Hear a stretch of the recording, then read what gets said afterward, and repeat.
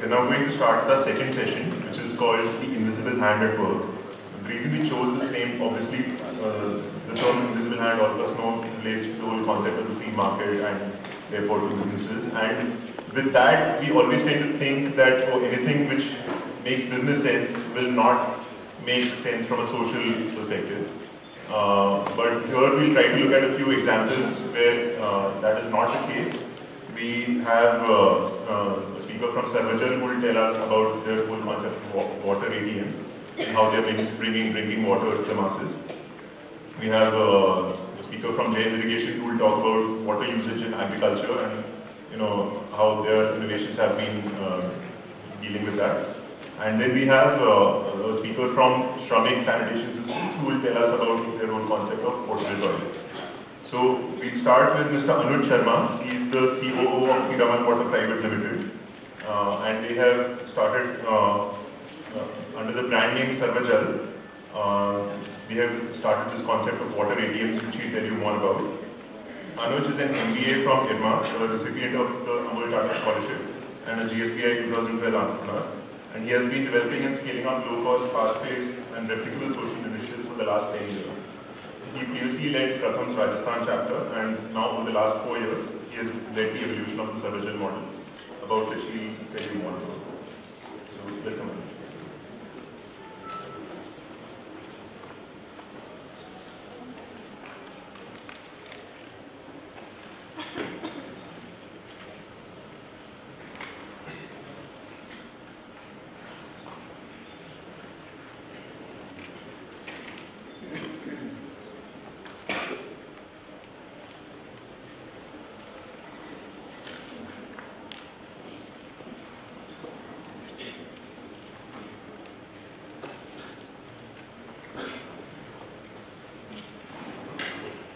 Hi everybody, I am Anuj and I represent an organization called Sarvajal. The entity is called Piramal Water Private Limited. We are a for-profit company and Sarvajal in Hindi means water for all. Let's watch this video first and then we'll talk about Sarvajal. This was about a year and a half back in one of the slums in Ahmedabad.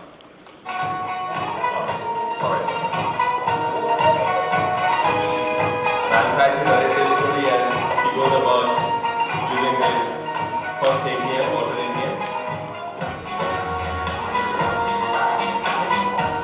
But the moment she takes it away, it shows the quality of water as well as the liters of water liter balance on that particular card. Then she gets to choose 1 liter, 5 liter, 10 liter as much as she wants. And mind you, this is all cloud connected, real time. So the card is the identification number. And then you get to release to water. The whole point of doing this video is that even a child can actually use these ATMs. So these are not super sophisticated machines and should be useful everywhere. So let me now talk about a bit on what Sarvajal does quickly, and then we'll go into the details of saying how we think a decentralized drinking water system can solve some of the challenges of access, some of the challenges of affordability, and obviously the challenge of purity and hence the challenge of waterborne disease. So it's a known fact, right? Stats would tell you saying 125 million people in India alone are water stressed, and you're not even talking about people who are stressed on quality dimension. It's only the people who have accessibility lack. Now, what do? We appoint a local entrepreneur, provide him a state-of-art, as we would like to say, 5-stage purifying machine, and then he purifies the water daily and sells it locally. We take care of the machine, and then we provide maintenance services, regular also, and emergency services if the need arises. We also do the community awareness drives so that people understand the linkage between water and then health implications. Now this one picture actually captures it all. So we give machine, franchisee runs the machine daily, provides or rather sells drinking water. Yeah, we'll come to the detail. I see some people think selling. I will come to that, and I think this morning in the poem also there was a mention of price, and I think Vishwanath also emphasizes that we need to realize that unless we start pricing it, there is no sustainable solution that we can bring to the table. Now, so people can actually access drinking water in three forms. They can come to the purification outlet, they can take it from doorstep delivery vehicle, or they can come to a cloud collected, solar powered, 24/7 available ATM, water ATM. And obviously, we've all heard a term called hub and spoke. F.E. Schumacher, I guess, wrote about this a couple of decades back. But other than the road connectivity, we didn't really have much of a connectivity to talk about. But thanks to telecom revolution in India, now you have machines speaking to each other, and now this kind of a hub and spokes model is possible, where you have a hub of purification and then you have spokes of dispensing, and one single machine could be sort of utilized, leveraged to its fullest potential. So, and this is the part of the presentation where I'm saying, okay, this is what Sarvajal does. So in a nutshell, it's a source to service system where you provide water at 30 paisa per liter. Today we are serving about 100,000 people daily across 150 locations across 5 states. Now let's understand how leveraging technology helps us get water to everyone. Sarvajal started with a firm belief saying providing safe drinking water is the most effective health initiative. Ask me why. Different states, different stats will tell you saying about half the visits to doctor because of common ailments. Those common ailments are actually waterborne diseases. So while on the one hand it's good to do medicines and discover new molecules and find new ways of solving various problems of health, ailments and diseases, but then if you're taking a medicine, if you're taking a pill with dirty water, that's no solution, right? So we need to provide safe drinking water, and we started looking at purification service as something that one could charge for and hence could make it self-sustainable. Now, these are some more steps. Vishnu did mention saying 500,000 people children actually die because of diarrhea annually. And so if you put together all the waterborne diseases and you see saying what is the toll it takes, it's about 1.5 million children annually in India. Sad state. Even from the economic standpoint, if you look at this data, you would say 600 million USD being lost every year. Now, when we started, and I think Adrian made a reference to this, and if 20 years back this kind of a conference was happening, this kind of a conclave was happening, people would have been talking about, say, large pipelines, infrastructural projects. But then this idea of decentralization is now taking roots because everybody is realizing, saying, trying to do it sustainably, you may have to actually do it in a smaller units. Now, we were told when we were starting, there is no awareness among the rural people about the linkage of water quality and the health problem. There is no attitude to pay about something as basic as water. There is no technology that will be able to help you solve problems of such a big country like India, because raw water will vary from place to place in terms of the type of contamination it has. Well, honestly, in the last 4 years, we have found all of this to be untrue. What we think, what was missing, was a viable business model, which was charging in pay-per-use manner so that everyone could pay. It was priced low enough so that it was affordable to large number of people, and that's where the small margin, large volume economics will kick in and will make it sustainable.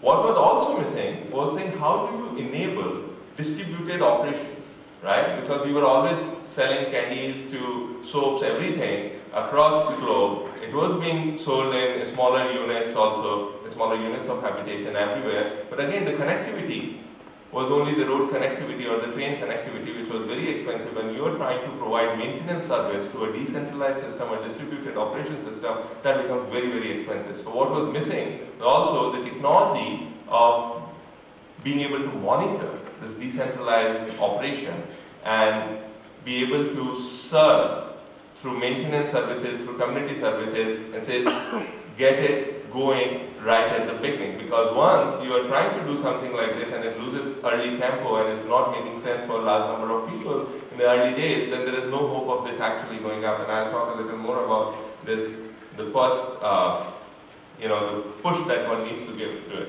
What were some of the basic questions that we were actually, trying to find answers to?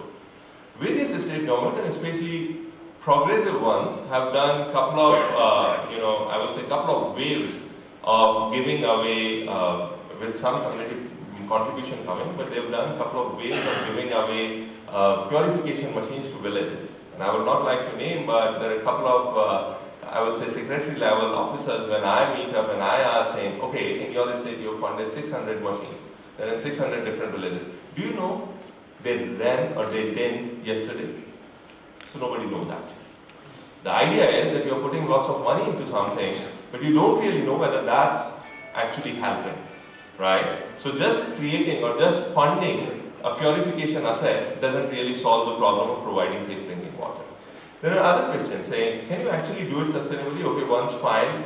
Gujarat has a great culture of NRI donations, and I've seen a couple of villages where NRIs have donated machines and the panchayat has tried to run it. And in some cases, their relatives have tried to run machines and things like that, right? But is there an ecosystem, is there a support system which is actually helping someone who is hardly literate to keep running this machine? Is there some support system in terms of maintenance? Is there some support system in terms of marketing or the awareness creation, going door to door, knocking at the door and saying, okay, here are the problems with the local raw water, and this is how you could purify it, and at this price it will be available to you?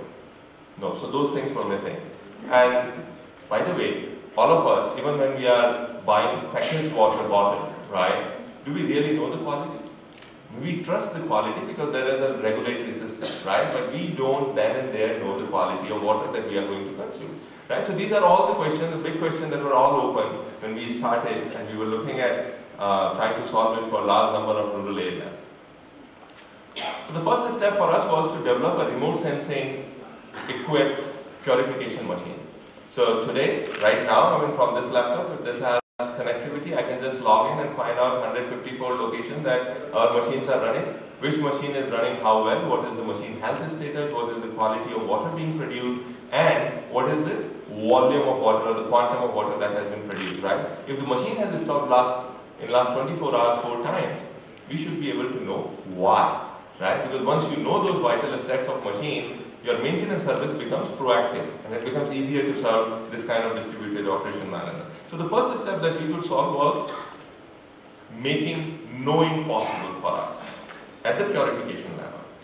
And it also helped us in very many other ways. When people generally talk about Sarvajal and we are sort of looking at innovation. So it's not that the technological innovation was the first step. The very first step was saying we decided that we can't really go to every village and dig a bore well and put a machine there to purify the groundwater and just start providing it. As Vishnath rightly said, saying we lose signals when we are using bore well, and at times we won't even know how deep this is going, and every year if you have to sort of dig it deeper. So there were issues around saying what will be the source sustainability, what about people misusing it, what about somebody overcharging it. So all those questions were there, right? And step by step we tried to solve them. So one of the issue was also that you might have started it as a socially oriented enterprise.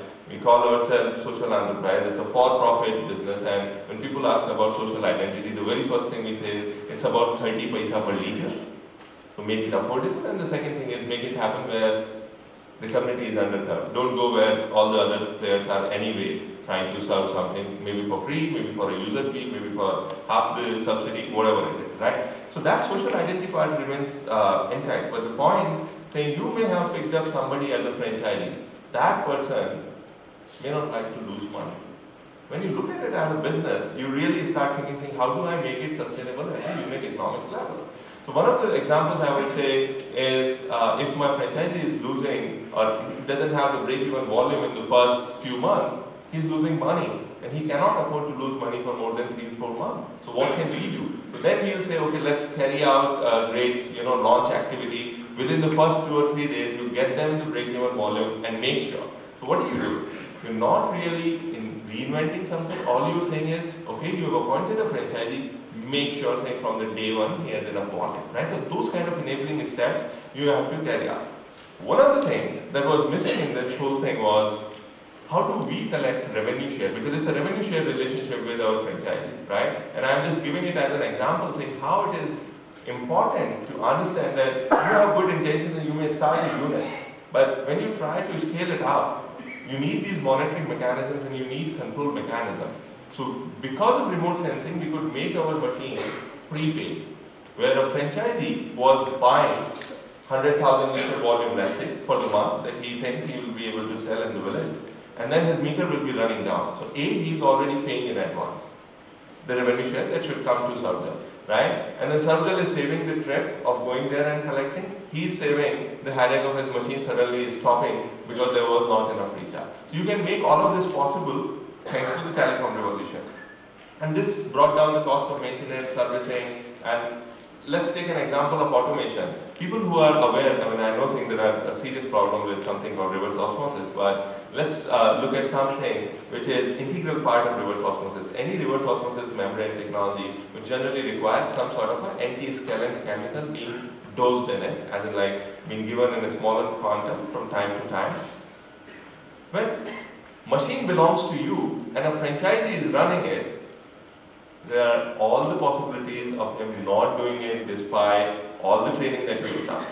And that will hurt the machine, that will hurt the capex, and how do you take care of it. And I am talking all of these details of business because without that you don't make the system sustainable, right?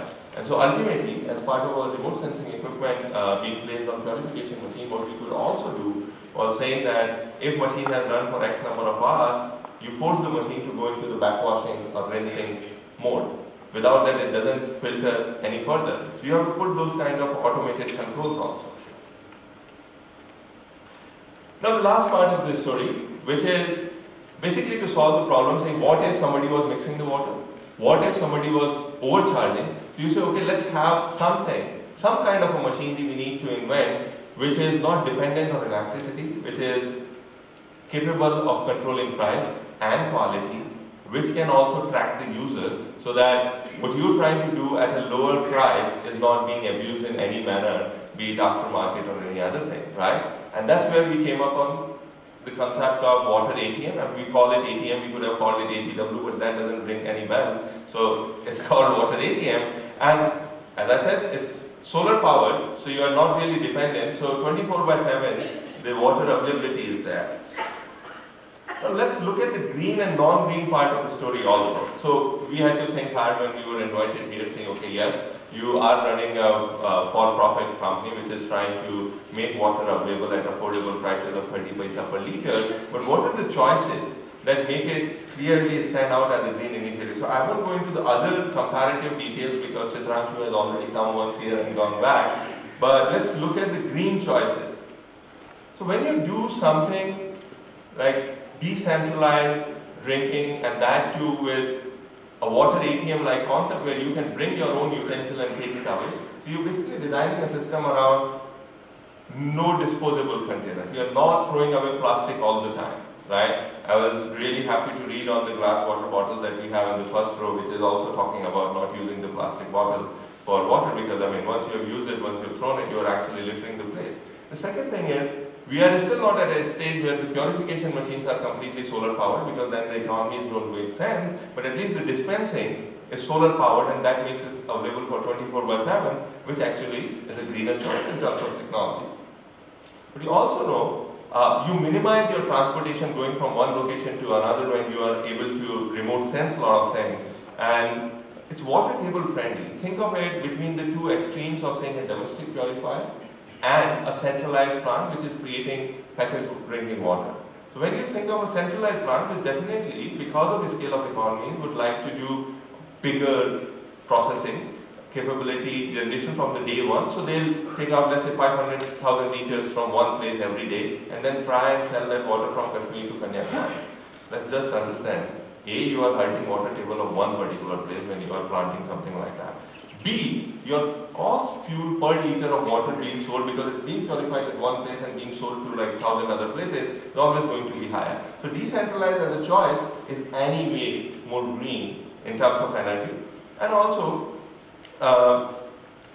when it comes to efficiency, so the other extreme that I was talking, and these days we have lots of advertisements going about, the RO purifiers at a domestic purifier level. It's also realizing machine has its own economies of scale. So as the size goes up, It becomes more efficient. As the size goes down, it's highly inefficient, and mostly we don't realize it when we are using it in our offices or in our houses, saying smaller machines are 6 times less raw water efficient, or let's say they are more wasteful. So the idea is, in trying to do something at the community level, you are anyway using 6 times more efficient process. And another thing is, because you are doing it at the community level, the waste is not dripping away in 100 different flats or 100 different houses and then going to the drain. Wastewater you can actually pool together. And I was talking to, and Rajesh is going to speak later, and I've spoken to some other people in this sanitation space, where we are saying that this wastewater we can actually make available for free. I mean, there are players who would like to tell us saying, the wastewater we use for the toilets, this, that, may not actually go with the image of safe drinking water. Well, that's a moot point. I mean, that's a point that will be taken care of just by creating 2 different brands. But what you understand is, if you have taken out water, right, and you have purified part of it, and you are left with the wastewater, just don't put it back. Put it to some reuse, right? So that's the idea. And I mean, I have the example of brick kiln. One of my franchisee actually runs a brick kiln. All his needs of making mud paste, for the bricks in the first step, 1/3 of his needs is actually being supplied by his own wastewater, because he's also a water franchisee. So those kind of local reuses could be thought through. And thanks for being such a nice audience. That's Sarvajal's story. Thank you again.